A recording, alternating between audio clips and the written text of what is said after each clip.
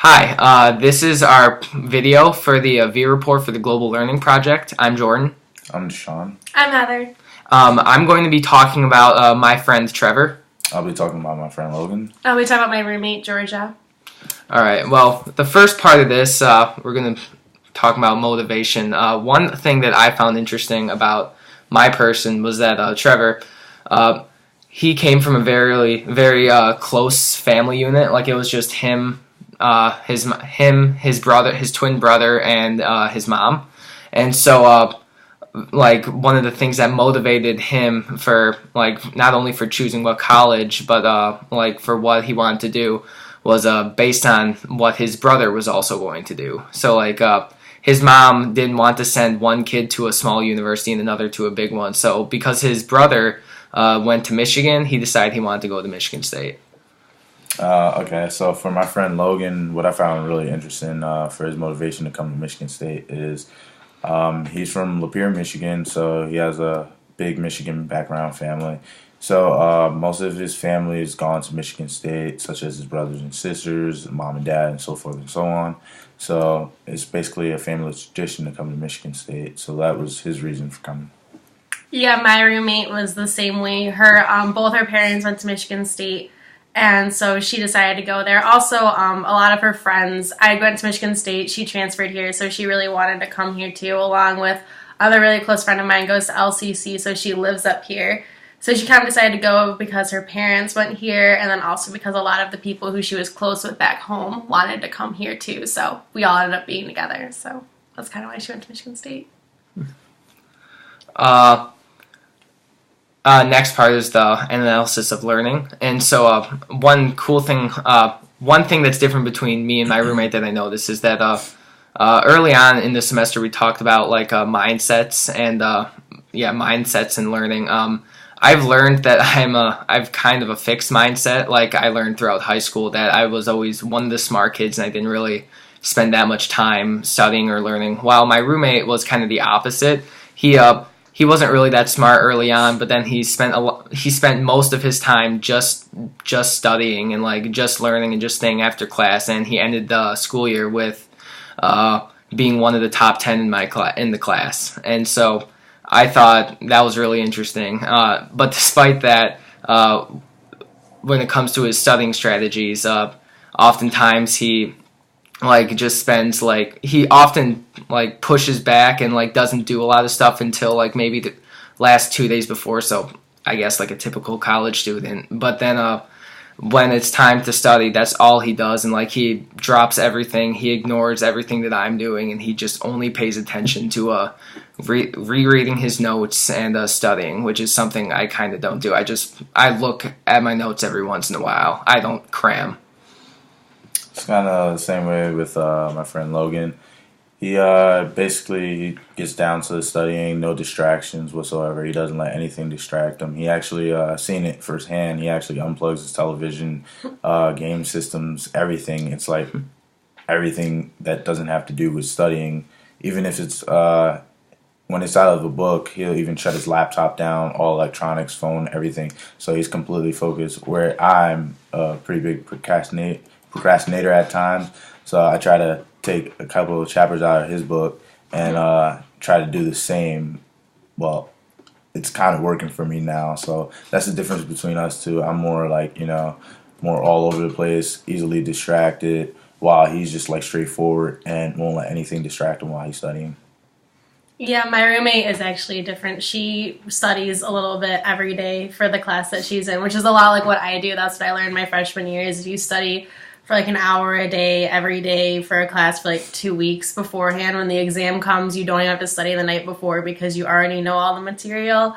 So that's definitely what she does, and she will go to class and she doesn't actually like type her notes during class. She writes them, so like she doesn't have her laptop as a distraction, and then when she gets home, she types them. So it's like double learning. So she like rewrites the notes and then she types them up. So it's definitely kind of like studying just in that process alone. So that's what she does compared. She doesn't procrastinate, not nearly as much as I do. So the last part of this, or the next part, is cultural experiences. My roommate, when he came up here, he was very taken aback because not only was he's lived all his life like just he hasn't really he's only traveled to Europe like once, and other than that he doesn't really travel or go on vacation. He just stayed in one place, and so he kind of referred to like his hometown as kind of a bubble. He doesn't really have that much experience with like other cultures, and so going to Michigan State was a big change for him and like a big learning experience because he's never really like he's never lived near people of other cultures or like have like really gotten or really learned of people of other cultures. But one thing he did, and as well as I, because we lived on the same floor last year, we became friends with someone from China named Li Han, who I discussed in my previous videos. And so that was really cool for him and I because we both learned about people from other cultures and such. The one thing that he was used to though is that because he has a twin brother that's his same age, he's shared a room his entire life, and so like he's still doing that to this day with me. For my friend Logan, he's from Lapeer, Michigan, so it's basically from what I heard and what I've seen when I went back home with him to visit one day, it's basically a very agricultural town, farm town, if you will, a lot of cornfields and whatnot. So it's a really small town, and that's basically what he's used to. So when he came up to Michigan State, he was really shocked by how many different cultures are up here, how many international students there are, and just basically all the different cultures because he went to a predominantly white school, so he's not used to being around all these different type of cultures. Whereas I'm from Brooklyn, New York, so I've been seeing this my whole life, been around several cultures my whole life, come across many different people my whole life, especially in Manhattan, where it's basically like a melting pot. You see so many different people, so many different cultures, so you're used to this. So when I came to Michigan State, it was pretty much like just like high school all over again, just way more people, obviously. So I went to a pretty diverse high school, so I'm used to seeing different cultures. I've been exposed to different cultures, so I know, like, I don't get culture shock when I see certain things because I've, been partaking in some of them throughout high school as well as studying some of them. So I was very comfortable coming up here with different cultures. Yeah, my roommate and we went to the same high school, like I said before, and it was a very dominantly white high school. It wasn't diverse at all. It wasn't like we were against it or anything. We just never really came in contact with it when we were in high school.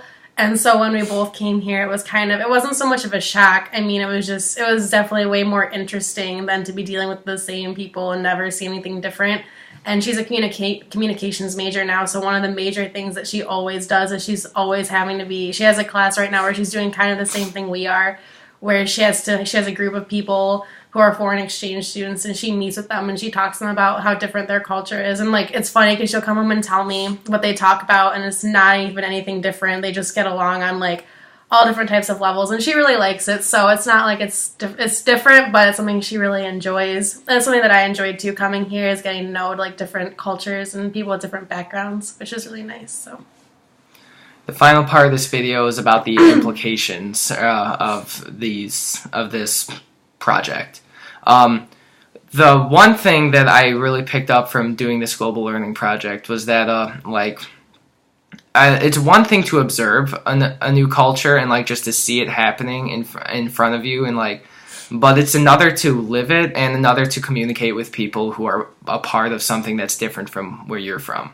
Like I said, not only did I become friends with Li Han, who's from China, and his roommate, who's also from China, and like learn what it's like living there and learn about the movies and the games and the food that he eats, but it was also interesting last year learning about people on my floor that lived in like San Diego, or like someone from Mexico or like Puerto Rico, because like you hear about these kind of things, but you don't ever hear about personal experiences or are able to get a one-on-one experience with people from those areas. So I think that's one cool thing I learned throughout this project, and one thing that like I've gotten, I don't know, more used to, or like I've learned a lot throughout this experience about different cultures and about how it's like to live in a completely different place like at Michigan State.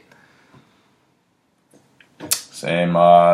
It was a very educational project to do. Like I said earlier, I'm used to being around different cultures. I've been, around different cultures basically my entire life.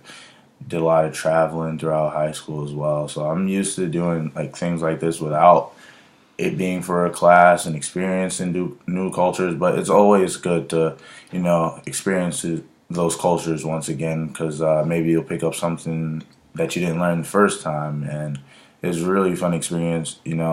For example, I have a friend from China that I did go out with in one of my experiences, and we did celebrate. I believe it's the Moon Festival, and that was the first time I had the moon cake, I believe it's called, from the festival, and that was fun to try, and it was pretty tasty, I will say.